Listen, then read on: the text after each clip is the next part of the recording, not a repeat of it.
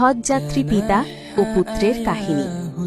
অনেক বছর আগে এক বৃদ্ধ বাবা তার পুত্রকে নিয়ে একটি হজব্রত কাফেলার সাথে উটের পিঠে করে হজ পালনের উদ্দেশ্যে রওনা দেন। কিছু দূর যাওয়ার পর বৃদ্ধ বাবা তার পুত্রকে বলেন, তুমি ওই কাফেলার সঙ্গে যাও, আমি আমার নির্দিষ্ট প্রয়োজন সেরে তোমাদের সাথে আবার যোগ দেব, আমাকে নিয়ে ভয় পেও না। এ কথা বলে বাবা উট থেকে নেমে পড়লেন, ছেলে কাফেলার সাথে চলতে লাগলেন। কিছুক্ষণ পর সন্ধ্যা হল। ছেলে আশেপাশে অনেক জায়গায় বাবাকে খুঁজতে লাগলেন, কিন্তু তার বাবাকে কোথাও খুঁজে পেল না।